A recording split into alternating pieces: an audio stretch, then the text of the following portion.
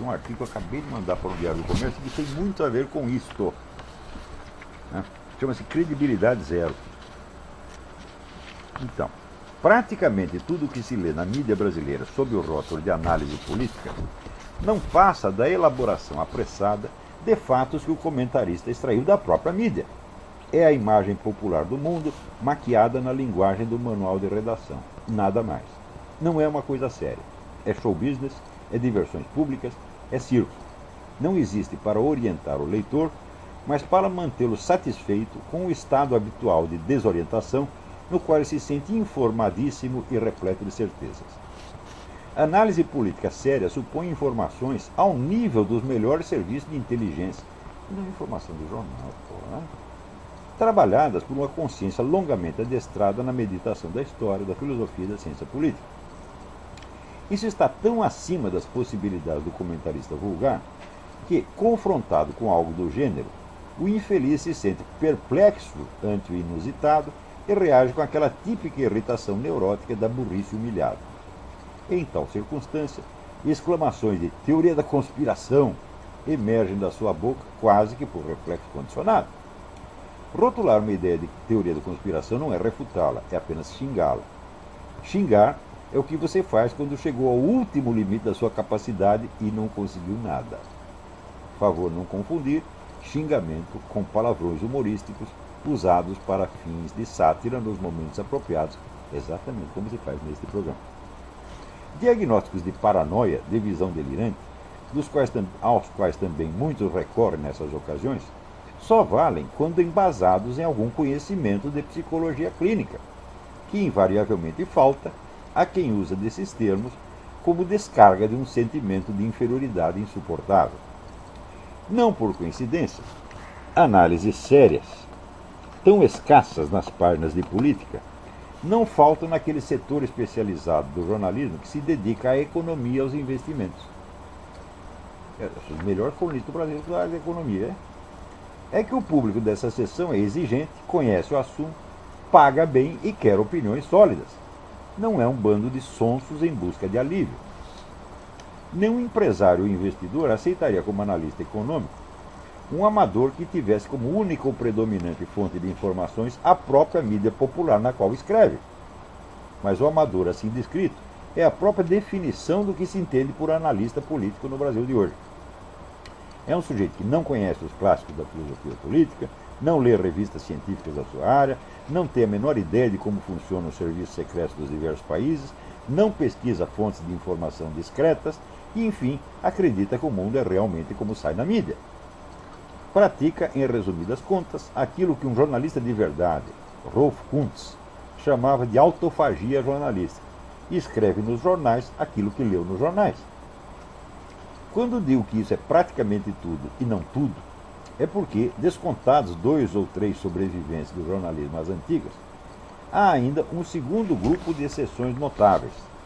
São os desinformantes profissionais ou agentes de influência, pagos por organizações partidárias, por governos estrangeiros, por elites bilionárias ou por organizações revolucionárias internacionais, fontes que às vezes se mesclam e se confundem. Mentem mais que a peste, mas mentem com método, segundo um plano racional, às vezes sofisticadíssimo, que o analista habilitado discerne nas entrelinhas e que é, por si, informação fidedigna, às vezes da mais alta qualidade. Esses profissionais da desconversa são raros, mas não inexistentes na mídia nacional. É preciso muita prática para distingui-los da massa dos seus papagaios e clones, que aceitam as mentiras deles por hábito e as repassam por automatismo. Quando uma informação falsa se tornou domínio público, é quase impossível rastrear-lhe a fonte, a qual só aparece, quando aparece, na rara hipótese de um agente arrependido dar com a língua nos dentes, quase sempre 30 ou 40 anos depois de a coisa ter perdido toda a importância estratégica. A ocorrência desses casos permite medir a confiabilidade média do jornalismo político, quase matematicamente, pelo tempo decorrido entre o engodo inicial e o reconhecimento público do engano, quando o autor da façanha ou a revelação de documentos reservados finalmente fornece à classe jornalística os meios de corrigir-se. Por exemplo, A onda de pânico da mídia europeia ante a ameaça neonazista na Alemanha cessou quando, com a reunificação do país, os documentos da Stasi vieram à tona, mostrando que os principais movimentos neonazistas na Alemanha Ocidental e até alguns nas nações vizinhas eram fantoches criados e subsidiados pelo governo comunista da Alemanha Oriental para despistar operações de terrorismo e assassinatos políticos. O atentado ao Papa João Paulo II foi um caso típico. Leiam The Time of the Assassins, de Claire Sterling, e Le KGB au cœur du Vatican, de Pierre et Daniel de Vimarest. E no Brasil? Foi em 1973 que o ex-chefe da inteligência soviética no Rio de Janeiro, Ladislau Bittman, confessou ter sido, em 1964, o inventor e disseminador da lenda de que o golpe militar fora tramado e subsidiado pelo governo americano. Como, decorridos 28 anos da revelação, ninguém na mídia tupiniquim desse o menor sinal de desejar corrigir o engano geral, escrevi um artigo em Época para lembrar aos colegas que antes tarde do que nunca. O artigo está lá na minha página. Mais 11 anos se passaram desde então, e até hoje a conversa de que o golpe começou em Washington ainda reaparece nos nossos grandes jornais, a intervalos regulares, no tom de verdade consagrado. Credibilidade nesse país é isso.